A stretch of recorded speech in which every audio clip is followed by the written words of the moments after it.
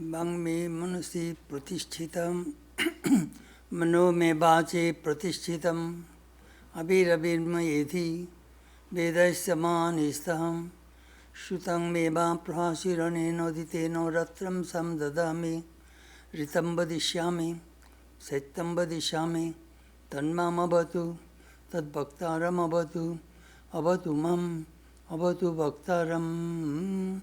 Om Shanti Shanti Shanti.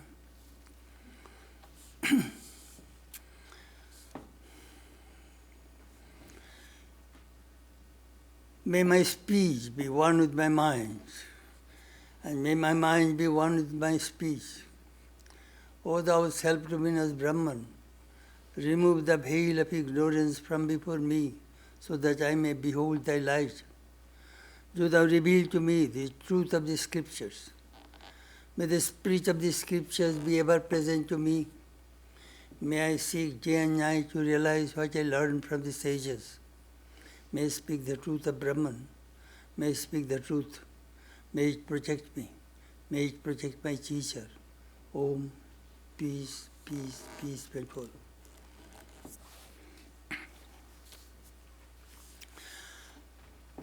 Friends, we are very happy today we have a guest speaker. I always love to have our brother monks to come and visit our place. Swami Sarvasthananda is the minister in charge of the Ramakrishna Vivekananda Center, England. It is not in London, it is in Bourne, Buckinghamshire, outside of London.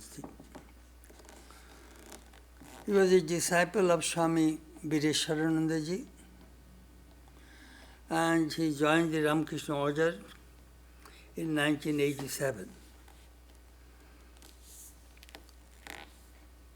He worked for 30 years in Rajkot, Gujarat, in various capacities. Though his mother tongue was not in Gujarati, but he edited and worked on the publication department in Gujarati language in Rajkot for many, many years. I appreciate to learn other language and work on it. Then he was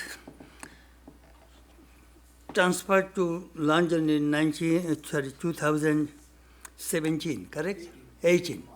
2018. And he was connected with UNESCO and represented our Ramakrishna Order and in various activities there too. Interfaith. Anyhow, he recently visited South America, and from there he came and he was going to conduct a retreat in Ganges under Chicago Center. So I requested him to come. So he was in Kansas City. Yesterday he came and today he will be here.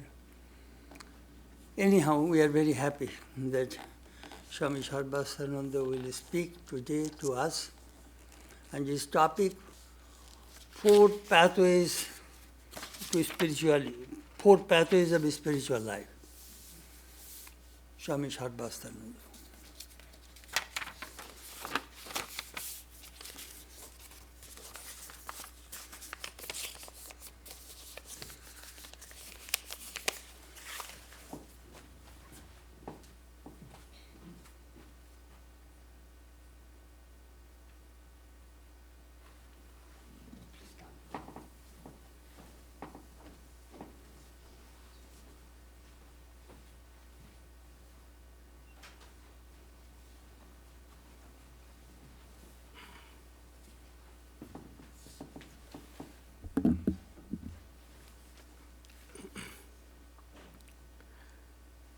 I begin with a prayer. Om Jananim Saradam Devim Ramakrishnam Jagadgurum Padapadme Tayo Shritva Pranamami Muhurmuhu Namasri Yatirajaya Vivekananda Suraye Satchit Sukha Swarupaya Swamine Tapaharine. Revered Swami Chetananandji Maharaj, other dear and revered monks and devotees. It's a blessed privilege to be here at St. Louis and have the holy company of Revered Swami Chetananandji Maharaj,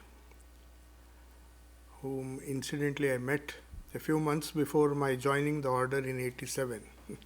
In 86, we were all college students and inspired by two of his books which were published at that time. They were very popular among our student community.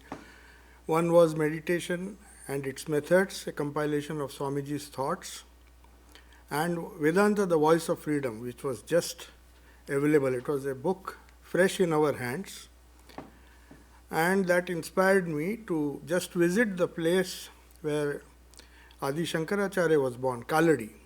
So to my surprise, I had the blessed privilege of meeting Maharaj and taking bath in the same Purna river where Shankaracharya finally decided to embrace a life of sannyasa. So we practically took the bath together. Yeah, so those are fond memories. After that, it's a long time since I met Revered Maharaj, so it's a great privilege to come here, even if it is for a few days, to enjoy the holy company of Revered Maharaj.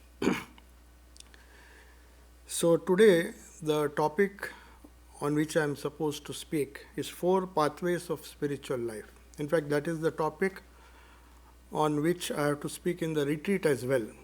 So, in Chicago, but of course, that topic has to be, I've been asked to spread it over 4 sessions. That's 4 topics. But here we'll discuss about it briefly. So I begin with a quote of Swami Vivekananda. Once somebody asked him, what constitutes civilizational progress? So he gave one of the most wonderful answers, what constitutes civilization. He said, civilization is the progressive reading of spirit into matter. It's a simple definition, but very profound. Because we think civilization is all about material progress, economic progress, social progress, and a lot of politics that is involved in civilizational change. But Swamiji's definition, in Swamiji's, this particular definition is very clear. The more we read spirit into matter, the more our lives are spiritual, the more progressive that particular civilization is. And that brings us to how to do it, how to read more of spirit into matter. This world, as Vedanta explains it, is a mixture of spirit and matter. It's a strange combination where somehow, through a mysterious process, matter has got mixed with spirit or pure consciousness. And that's the root cause of all our problems. So Vedanta proposes that the more you try to separate the spirit or read more of spirit into matter progressively, it cannot be done in a day. Through various processes, Vedanta has its own process. There are other schools of thought which propose different ways. So there are many pathways to unravel this consciousness, or maybe the potential divinity can be manifest, as Swamiji defines in the introduction to Raj Yoga. He says each soul is potentially divine and we have to manifest that divinity through a process by reading more and more of consciousness into matter. That is the whole of spiritual life, whether it is Vedanta or Yoga.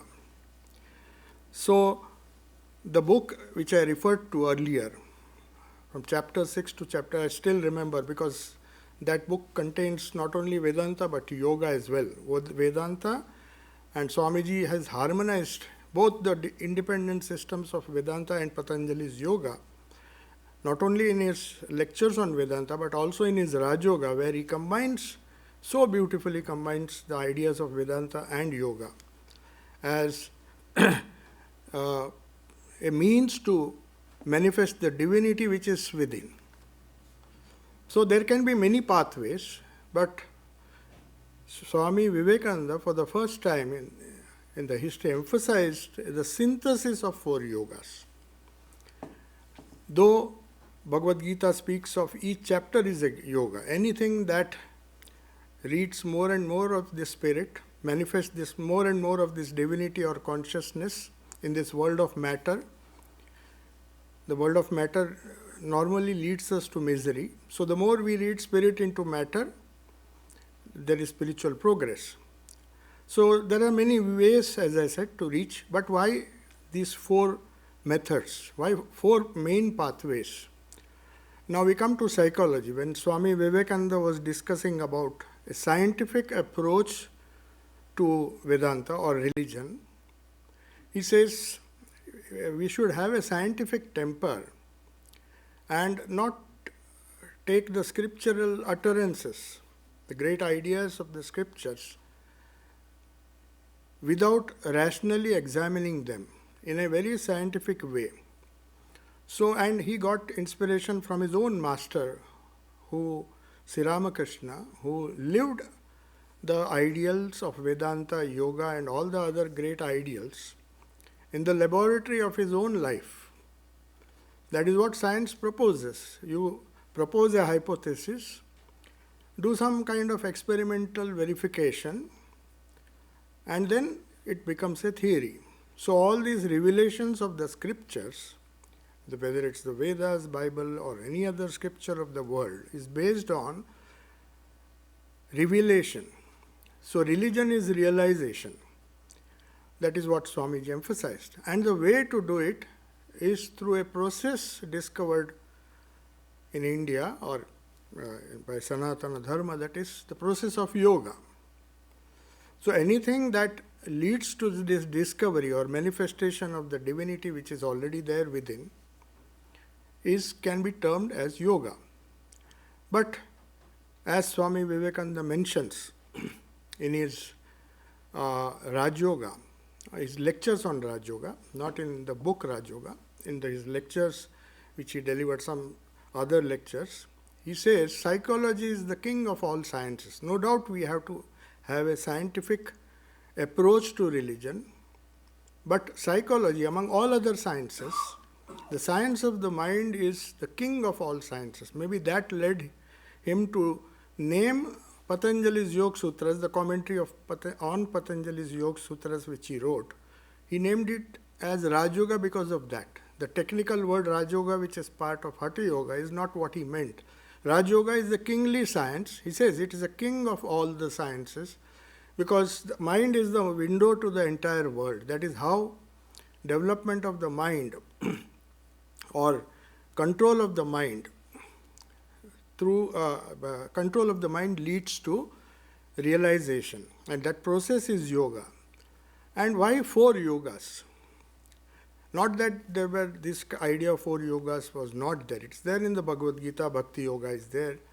But psychologically speaking, if you see, our mind has basically 4 aspects, of which 3 aspects are accepted by Western psychology. That is the capacity to think, capacity to feel, and the capacity to exercise our willpower. These 3 are very commonly recognized: the power of thinking, the power of willing, and the power of feeling, emotion, cognition, emotion, and conation. That is the use of willpower, wherein the ideas that are in our mind finds expression in concrete action through willpower, through the proper use of willpower. That is Karma Yoga. So you might have guessed the 4 pathways are the 4 yogas. And each one deals with one aspect of the mind. Now the question may be, what is the fourth aspect? Why this fourth yoga? So Indian psychologists or yoga psychology discovered another power of the mind which is very unique to Indian culture, and that is the power you get by restraining thoughts, by exercising your thinking capacity. You develop Jnana Yoga by expressing your emotions and channelizing it towards either a personal God or a deity with devotion, that is Bhakti Yoga, and exercising our willpower, willing rightly, efficiently for the good of the world as a service of God in man is Karma Yoga. But the yoga that guides all these three yogas, Swamiji gives a beautiful example. It's like a bird which has two wings. One is Jnana, the other is Bhakti. But the rudder, the one which controls the flight of the bird, is Raj Yoga. So Raj Yoga is the most important work Swami Vivekananda left behind. You all know Jnana Yoga was a series of lectures which Swami Vivekananda delivered, mostly in London, a few in New York. So all his London lectures were thanks to J.J. Goodwin. We have those wonderful lectures on Jnana Yoga which he delivered in Piccadilly and different parts of London. So the whole of Jnana Yoga is a compilation. Karma Yoga is also a set of lectures, advanced class and a beginner's class, which he delivered, and it has been compiled together, and that is Karma Yoga. That is all we get of Karma Yoga. Then we have the Bhakti Yoga, some lectures which he delivered on the philosophy of Bhakti. But Raj Yoga is a book which he dictated, literally he wrote it. He dictated and Miss Waldo took down the notes, and it was published during his lifetime, first in London and then in New York.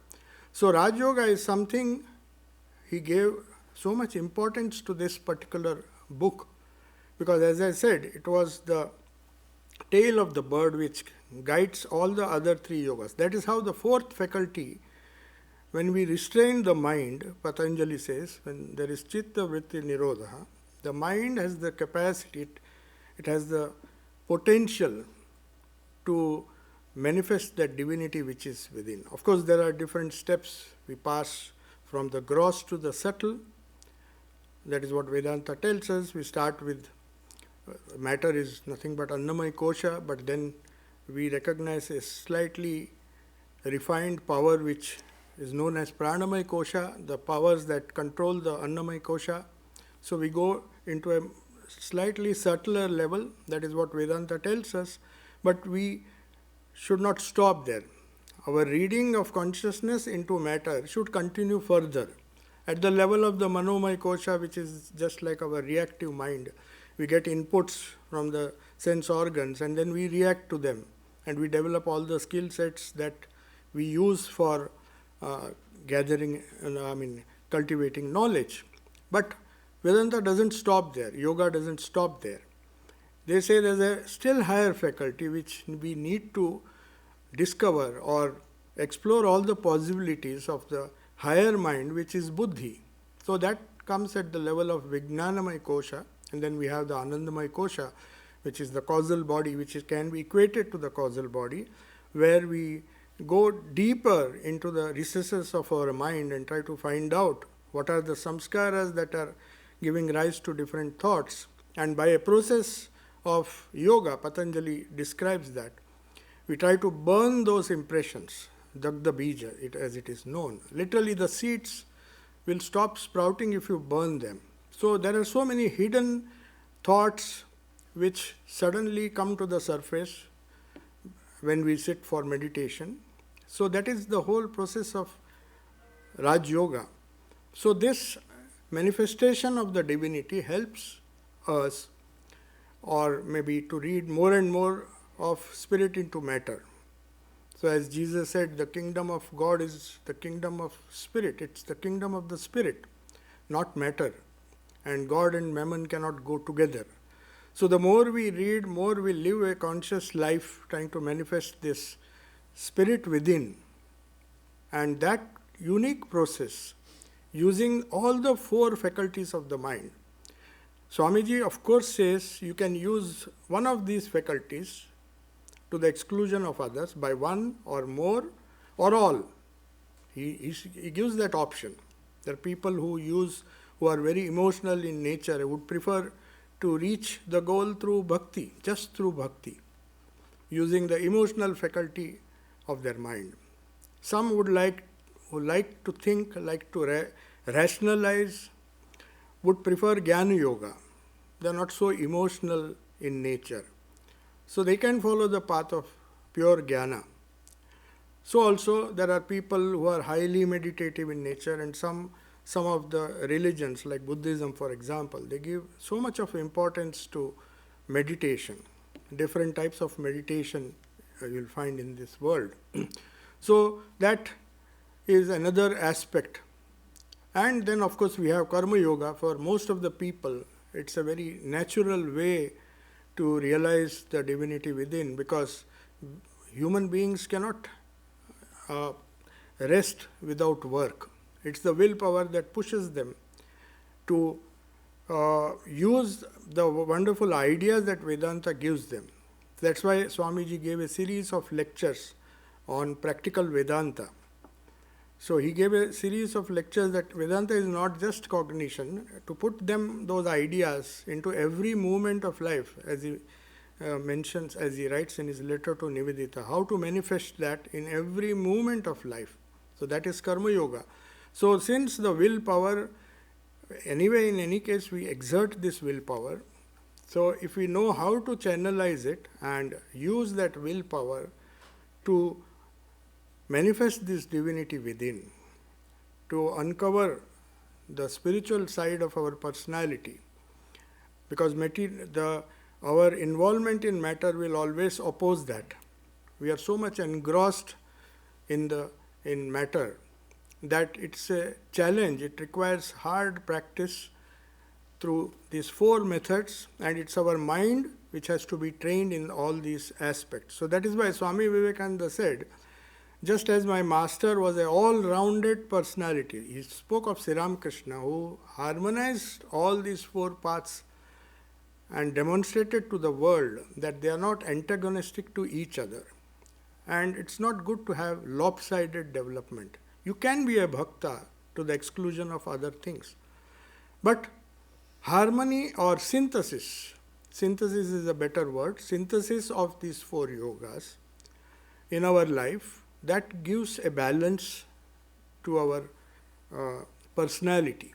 That is what Swami Vivekananda emphasized. That's why the logo of the emblem of the Ramakrishna mission, he made sure that will guide humanity for ages to come. You will find the Kundalini or the Raj Yoga represented by the snake. You know the meaning of that symbol. And how a harmony of all the four yogas, all the four pathways, can help us to train our mind and explore all the possibilities of the human mind, as I said, which is our window to the whole world. I mean, we perceive, as Buddha said, as you think, so you become.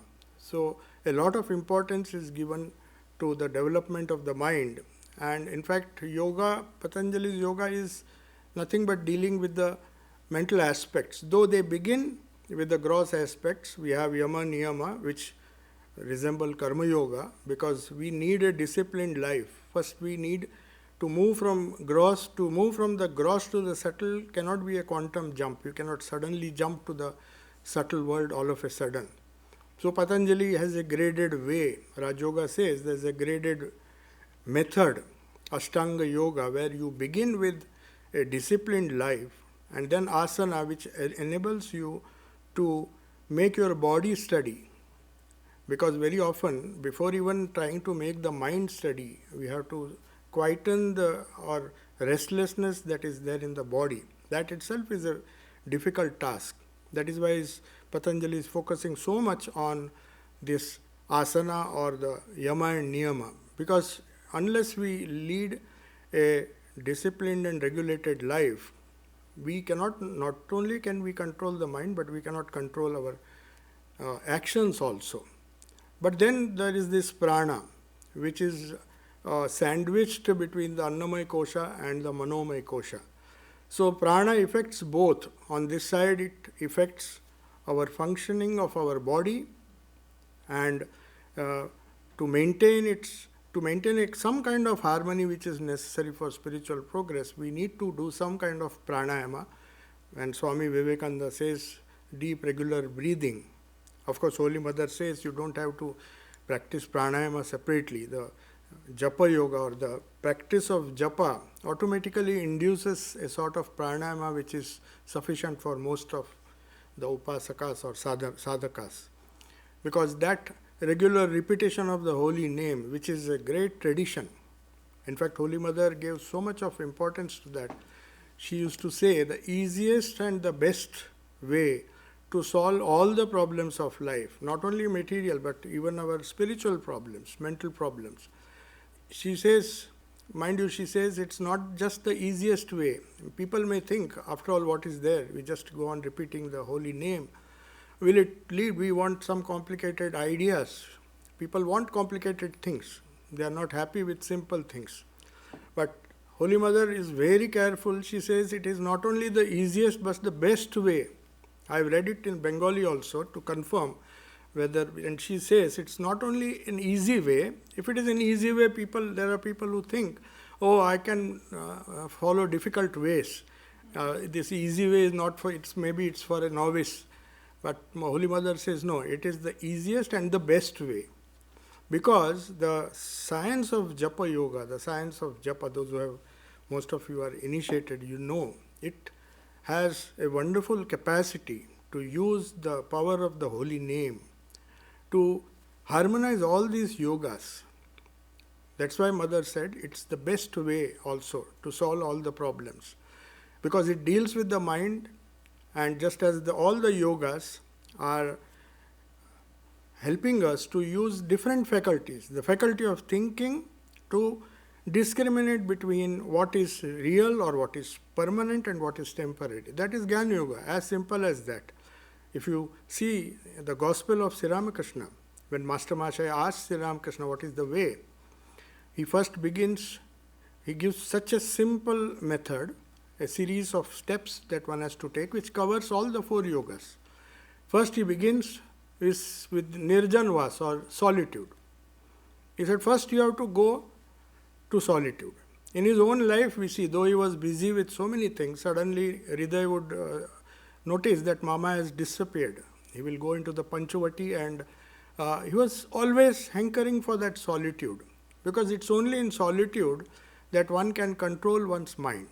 So Nirjanvas, and he insisted, he requested him, and he made provisions for Master Mahashaya to leave his highly disturbed household where he was living and his workplace, which was equally disturbing. So he said, how can you practice spirituality? You come away, have some satsang, or at least come and stay here. He also made provisions for him to stay in solitude in Dakshineshwar, if you remember.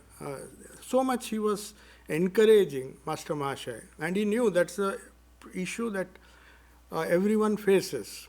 We just cannot get solitude, not only physical solitude, but a solitude where we can watch our thoughts, practice some kind of Raj Yoga. So solitude, Nirjanvas, that is what Sri Ramakrishna begins with. So begins with Raj Yoga, then he says Sadhu Sangha, but before that he says Nitya Anitya Vastu Viveka. So in that he is covering the entire Jnana Yoga. Try to find out the why of things. You know, there is a very interesting book which has been published. Perhaps that author has not read Swami Vivekananda, but he is a very popular writer, Simon Sinek. He says, always begin any endeavor with a why. Begin with a why. That is the name of a book, which in Vedanta we say it is prayojana. So without any prayojana, we should not begin any activity. So what is the prayojana? Why should we do certain things? So their discrimination, viveka, nitya anitya vastu viveka, is running after this temporary thing going to give me something eternal or permanent? So that is a simple technique technique of Jnana Yoga, which Sri Ramakrishna speaks in the Gospel. He says you have to do along with solitude. It's not enough if you just have solitude, go into solitude for some time in your daily routine, but you should have this buddhi or vivek buddhi alert, so that you know what is nitya, what is anitya, what is worth running after. Why should I do it? Should at least ask the question why before doing anything, not just jump into any activity. So this viveka buddhi helps us to make right choices at the right time in our life, so that we don't repent afterwards. Choice making, viveka, is so important that Shankaracharya had to write a book, Viveka Chudamani. There are so many verses just explaining what is viveka, this nitya anitya vastu viveka, how important it is in our spiritual life. So anything that is temporary cannot give us lasting peace and happiness. So every time we undertake a task, that is the path of jnana, as Sri Ramakrishna explains it in a very simple way to Master Mahasaya. He says we have to find out what is eternal in our life, what will give that element of eternity in our life, and what is temporary, which we may have to deal with. We cannot ignore the temporary things because we have been born and brought up that way. As Yama tells Nachiketa, that Paranchikhani Vetronat Swayambhu, God has created us so that we always look outside, not inside. Unfortunately, only Kaschid Dhiraha, some steady people who are dhiras, very rare few, they try to look inward, what is inward. So it's not our fault, it is Swayambhu who has literally killed us. So naturally we will have to deal with temporary things. But no, Sri Ramakrishna says, just know it for certain that temporary things will at the most give you temporary happiness, temporary peace. But you have to always keep in mind that holding on to the eternal, if you keep in mind that God realization is the only goal of life, it can be the only goal of life, because only holding on to the eternal, permanent, undivided consciousness, whether it is through Jnana Yoga, through solitude, through meditation, through Karma Yoga, through any yoga, this goal should be kept in mind. So that is how Sri Ramakrishna in a simple way explains Jnana Yoga and speaks of harmony right in the beginning of the Gospel. Then he says, then you have to take the name of the Lord, which is Bhakti Yoga, pray to Him, chant His name, His glories, which is Bhakti Yoga, and serve everyone, which is his last and the most important message, which is Karma Yoga, trying to serve the servants of or the devotees of God. That is, do Karma Yoga, the act of service should be directed to the God in man, especially the devotees. And this comes because of Sadhu Sangha. So he always said Sadhu Sangha can also mean reading of good books, good literature. So most of the books which we find, we read just to satisfy our intellectual curiosity. But there's another way of reading books. For example, we are very grateful to Revered Maharaj for all those who don't understand Bengali, for the English reader. You are brought into the presence of Sri Ramakrishna. Sri Ramakrishna lived with them, they lived with Sri Ramakrishna, living so many ways of feeling his presence. That is Sadhu Sangha. We may not have seen Sri Ramakrishna, we may not have lived with his disciples, so they lived with God. There's another way of reading. It's not just to satisfy our academic desire to know many things and all those things, but just to read to get holy company. So such books are a means of Sadhu Sangha. We may not get Sadhu Sangha, but these books, as Swami Vivekananda said, Sri Ramakrishna also mentioned that, we are transported into that world, a real world which happened only 150, 200 years ago. And that is the beauty of the Gospel. Master Mahasaya transports us, gives us actual Sadhu Sangha of Sri Ramakrishna, even after so many years when we read the Gospel. you will find. So with that attitude, not with the attitude of knowing things, just allowing, as Swami Vivekananda said, he said even the Upanishads, if you go too much into its commentary and all the academic polemics and other things, it's not going to help. In one place he says, just let the original ideas of the Vedic rishis, the original realization, just read them as you read poetry and allow it to sink into your consciousness. That is how Swami Vivekananda says, there are so many books, but reading books is not the goal. How it helps us to have this holy company of the rishis, of the Upanishads, whose words are realization, the gospel and all the direct disciples whom we are not fortunate enough to see. But thanks to these books, this holy literature, we can enjoy that holy company as if bring the past into the present.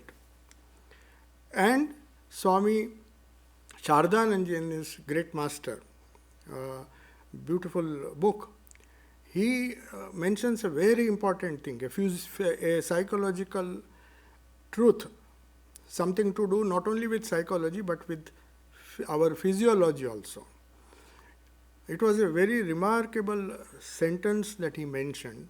He said, Sri Ramakrishna's realizations and whatever Sri Ramakrishna thought, it was not restricted to just thinking, ideas that are frozen in our brain which are never converted into concrete action. But for him, Sardhanji writes, it was a nervous association of ideas. They were not ideas which we share. Gospel cannot be read or we cannot share those ideas. If those ideas are somehow through the practice of yoga nervously associated with our whole nervous system. I give you a simple example.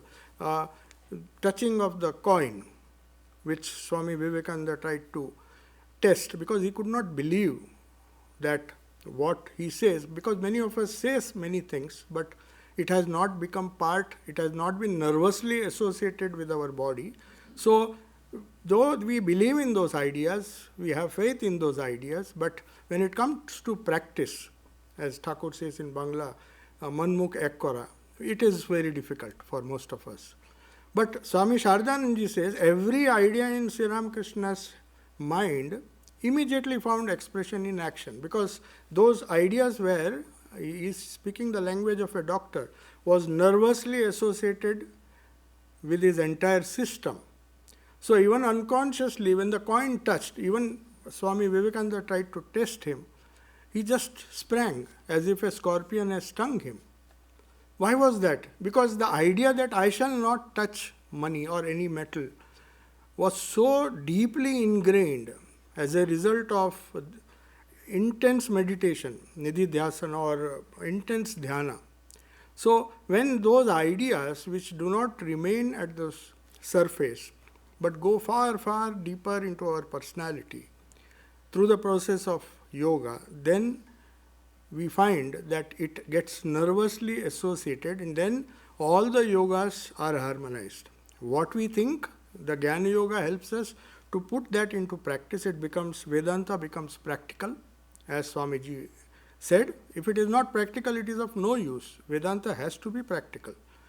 So in his Jnana Yoga he says, so because those Jnana ideas that we read in the scriptures as a result of practice of these 4 yogas with devotion and with true understanding of the purport and meaning of those verses, and allowing them, as Swami Vivekananda again says, he says just allow the Upanishadic teachings. Don't bother too much about giving explanations, trying to read some commentary. Just allow them. Let the original thoughts sink into your personality and let them act. From that will come concrete action. So that was his goal of goal of harmony of yogas, where you combine the aspect of thinking, rationalizing, which is Jnana Yoga, try to get emotionally involved in that, whether it is God with form or without form, that emotional attachment, that yearning, that vyakulta, which comes out of emotional attachment, which has been transmuted into bhakti, and then try to see that these ideas and emotions find expression in our day-to-day life, in every moment of life, as he tells Sister Nivedita. My goal is to see that this manifestation of divinity happens in every moment of life. That's nothing but Karma Yoga. So, Sri Ramakrishna emphasized that, and in his first message one of the first messages he gave to M, he spoke of this harmony of yogas, how these four pathways, the four pathways which represent the four aspects of our mind, three aspects which Western psychology understands, which recognizes, but they failed. The yoga psychology adds one more dimension, the power that is released when you subdue or when you control your thoughts. When the thoughts become less and less, chitta vrittis, when they become less, the soul manifests, the consciousness within manifests itself. And at different levels, we find that we progress from, as Swamiji said, reading of more of spirit into matter. That is, yoga helps us to manifest more and more of spirituality in a very gradual way. And if we harmonize, then we gather all the powers of the mind and not one power to the exclusion of others, which also is possible, but Swamiji says a well-rounded personality, like my master, is the ideal. We have to harmonize these four. That is why he was very keen to convey that through the emblem of the Ramakrishna order, that we have to harmonize in our own life these four yogas. So these are the four pathways. As I said, there can be different pathways, innumerable pathways, as many pathways, as many faiths, so many pathways. But these four broad pathways, it has a great psychological background to that. It takes up all the four different broad aspects of the mind, the very constitution of the mind, and sees that a well-balanced approach, a yoga, this pathway which leads us not only through one or more of these pathways, but all the four pathways, harmonizing the effort to manifest that divinity within. So, thank you, Maharaj, for this opportunity to share a few thoughts on the fourth. There is time, or? You can continue a little bit more. Is it? No, I was worried because. Okay, fine. So, so that is how these four yogas, as I said, there are some interesting things about meditation, because as I told you, Maharaj's compilation is very good.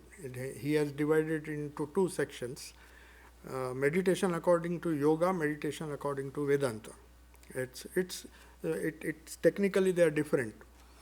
But I was just wondering, because everybody who comes to our center asks about meditation, and that is what inspired Maharaj also to write this.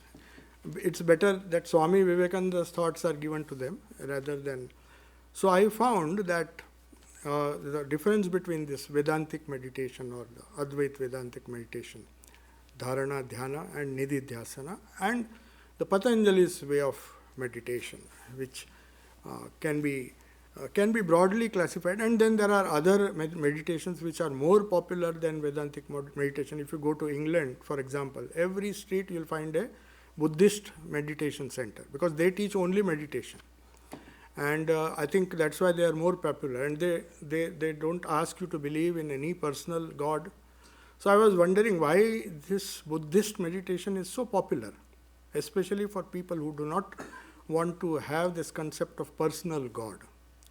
So I found that basically there are three types of meditation, and I'll conclude with that. One is the subjective meditation. If you read Swamiji's thoughts, the Vedantic meditation, it deals with the subject, the self.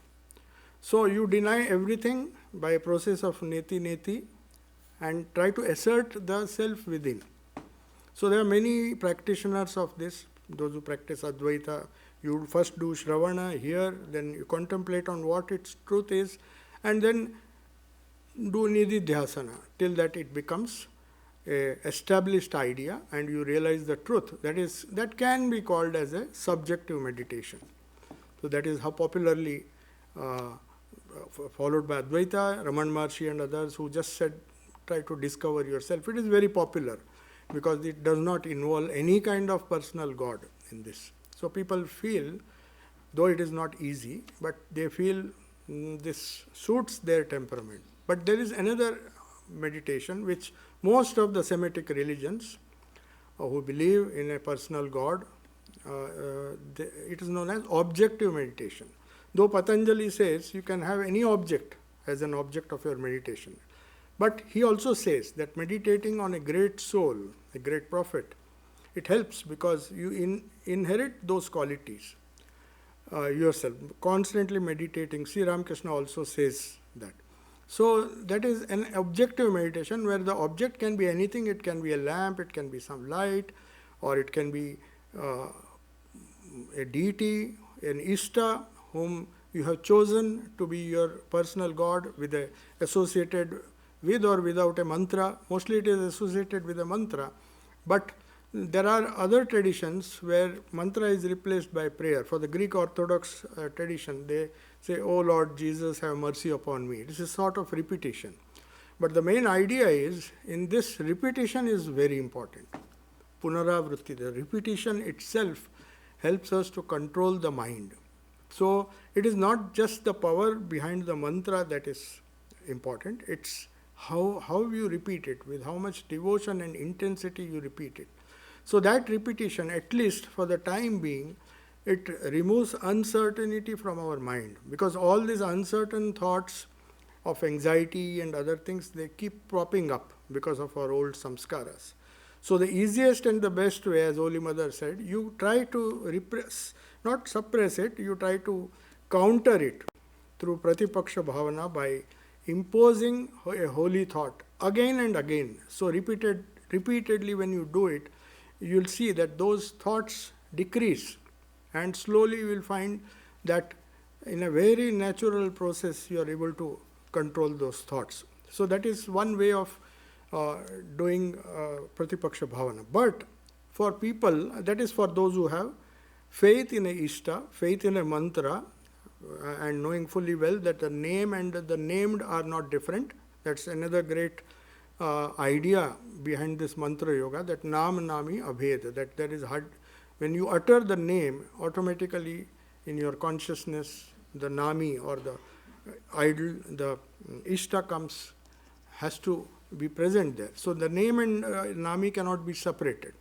But there is a third type of meditation where according to Buddhism, I mean most of the Buddhist schools believe in that, because if you are not sure of the object or not sure of the ultimate object, because they don't believe in God, nor they believe in the true, they don't bother their heads about the true nature of the self. They said that is also not important. Buddha taught a new method of meditation, which is known as process meditation. He says, whatever be the nature of the object, don't go into discussing whether he is a personal God, whether there is a God or not, what is the nature. Don't bother your heads. There is misery because of the thoughts of your mind. There is misery which you can perceive, and it is perceived in the mind. So he taught a meditation which is focusing on the awareness or the connection between the subject and the object. Whatever be the nature of subject and object, you just meditate. It is known as mind, sometimes it is known as mindfulness meditation. So you just are mindful, neither of the subject or the object exclusively, just seeing how the thoughts appear. So it is there in Hindu tradition also. We call it Sakshi Bhava, the witness, the attitude of a witness. We just watch things happening and we just don't associate with them. It is only when we associate with our thoughts, that is what Patanjali also says, when the kleshas get involved in our thoughts, then the reaction begins, and then we accumulate karma and samskaras, and it becomes a habit and it causes so much of misery. But if you disassociate with those thoughts, just to watch them, that is another way which can be termed as process meditation, the process connecting the subject and the object. So when we just observe the thoughts arising as a result of contact of the subject, that is the self, with the outside world, the object, there is a process which gives rise to a reaction. So watching that, just watching that process, the good reaction or the bad reaction, and focusing on the awareness or just being mindful of that process, that thought process, is another type of meditation which is prescribed, and that is sometimes more popular because it does not involve any predetermined object or an object or some belief in some Ishta or some personal God, which many people find difficult. The so-called rational people, they find difficult. But they find this is okay, watching our own thoughts, not even bothering about the discussion about the self, which Buddha did not want anyone to bother their heads about. He said, there is misery, try to find out what is the way out of misery, I will show you how to do it. And so that class of meditation, that category of meditation can be termed as process meditation, where you are aware of the process. In fact, when we were in training center, we were allowed to speak for 10 minutes with revered Swami Bhuteshanji Maharaj, was the then president. So they said each brahmachari can go and ask questions, but don't disturb Maharaj, only 10 minutes, whatever you have to ask. You have to ask. So most of us had only one problem, meditation. Everyone finds meditation difficult. So I went and asked. So Maharaj, all of a sudden, he said, he didn't suggest any solution. Oh, he said it is common. Then I thought, no, Maharaj should, I was insisting, no, Maharaj, there should be some way, this is the difficulty, this is the. He said, you do one thing, you read a nice book, and he suggested the name of the book, The Miracle of Mindfulness by Thich Thich Nhat. I don't know how to pronounce it. Thich Thich Nhat, he is a Vietnamese monk. So I was surprised because I had never heard of course I had heard of Buddhist meditation and Zen and all those things, but we never knew. Then I thought, maybe will it not conflict with my sadhana, upasana? He said, no, you don't worry. First you read that and try to see. First you have to be mindful. First you have to do everything with awareness. If you are doing your day-to-day work with awareness, with mindfulness, you will see that during the time of meditation, you find it very easy to control your thoughts. So you have to be mindful. Don't do anything mechanically. That is what this miracle of mindfulness. It's a nice book. Then of course I read that book. And then I found that this is what they mean when they say Buddhist meditation is a process meditation. It's just being mindful. But of course that is not the ultimate. That is just the beginning, helping you, for those who are practicing meditation according to the instructions given by the Guru. Of course, he did not mention that, but he said it will be a great help to calm down the mind as a preparation for our regular upasana or meditation. So that is what I recollect. So this Raj Yoga, or the science of meditation, it's a very, very useful way. As I said, Swami Vivekananda believed that this is the king of yogas because psychology is the king of all sciences. We know everything about so many sciences, biological sciences, physical sciences. But the most important thing, which is our window to the entire world, which is our own mind, we have not mastered the science of that. That is why he emphasized it is the king of yoga, king of sciences. It's the science that ought to be studied first. And that's why he says, if I had an opportunity to have my education all over again, first I would train myself to develop concentration, to teach the child or teach myself somehow to control my mind. And with that controlled mind, I can acquire any other knowledge. Any other science becomes easy if the science of the mind, which is Raj Yoga, according to Swamiji, which is the king of all sciences. He says psychology is the king of all sciences. So it helps us in our other 4 yogas. So I conclude now, Maharaj. Om Shanti Shanti Shanti Harihi Om Tat Sat Shri Ramakrishna Arpanamastu.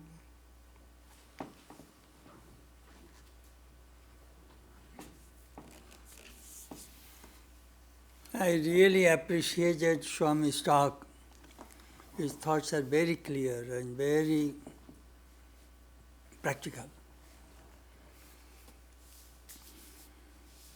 Only I want to add a few things about his talk. His topic was 4 yogas. Do you know how I look at 4 yogas? If you go to Ringling Brothers Circus, you will find a clown will come with 1-wheel cycle. 1 wheel, and he goes so fast around this place, he moves. It needs a lot of balancing. Then comes bicycle, 2 wheels. Goes, but it needs balancing. If you have a 3 wheels rickshaw or cycle, it does not need too much balancing, but it do not give too much speed. But if you have 4-wheeled car, bas, goes 70 miles speed. That is the way I look at 4 yogas. Speed. The Swami Vivekananda, before leaving the Western world, he said in New York, before I leave, I must leave something for these American people, Western people. That is 4 yogas. If you read these 4 yogas, I always say, you exactly know what religion is and what you are supposed to do. Nobody can cheat you. You know exactly what true religion is. That Swamiji says, this manifest divinity. His soul is potentially divine. The goal is to manifest the divinity by controlling nature. By work, by worship, or psychic control, or philosophy, by one or more or all of these, and be free. This is the whole of religion. That Swamiji says in Raja Yoga. Another thing he mentioned,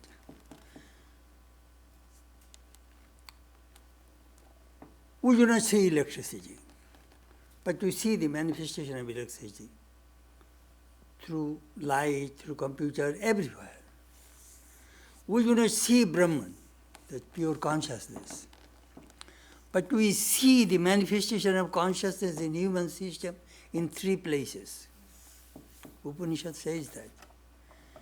Jnana Shakti, Ichha Shakti, Kriya Shakti. The consciousness first manifests the buddhi, knowledge comes. Then in the mind, power of willpower comes. That same Shakti. Again it manifests in physical body, mind, body and the senses.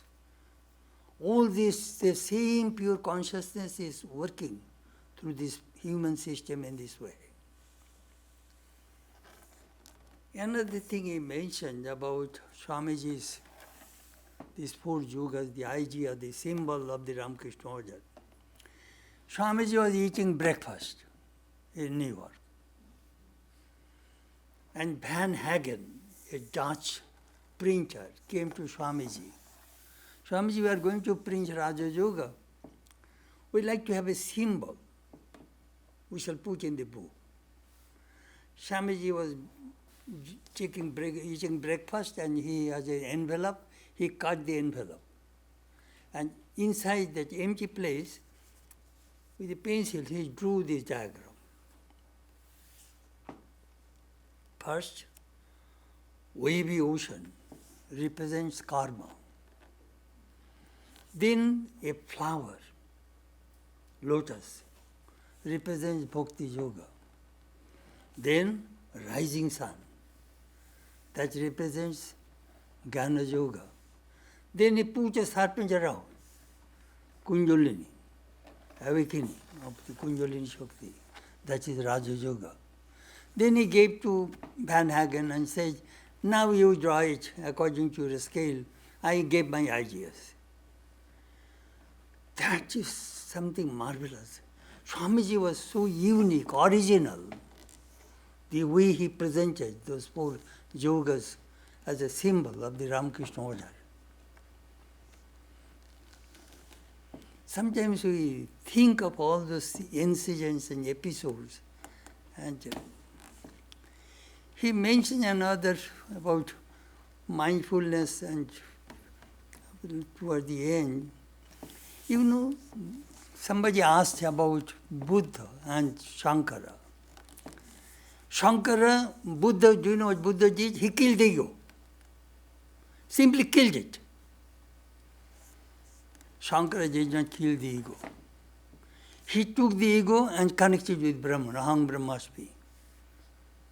He just, that little consciousness, I consciousness, he just united with cosmic consciousness without killing. Buddha mercilessly killed this ego. And mindfulness. I was once in Rome, Zen meditation. I joined a group. I was watching what they're doing. Mindfulness, do you know how they look at mindfulness? He mentioned very correctly the be the witness. That is the Vedantic way. You have a little boy, John, very restless, naughty boy. John,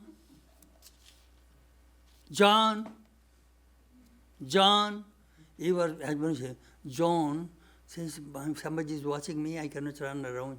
I cannot be free as well. Somebody is controlling me. The John. So if you really watch your mind, you see restlessness. Mind is running here and there. Hey, where are you going? What? All the time, if you what, where are you going? If you do these things, mind just stops.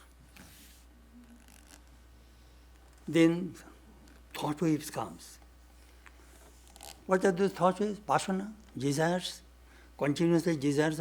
Hey, I'm supposed to meditate on my Ishto, or I shall not meditate anything. What are you doing? Immediately you see, if you can do it 5 minutes, you will see mind just stops.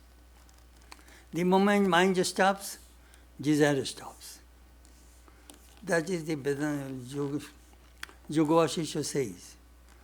Vasanakkhay, mononas, tattva gyan. Cessation of desire, dissolution of the mind, and illumination. These three things happen.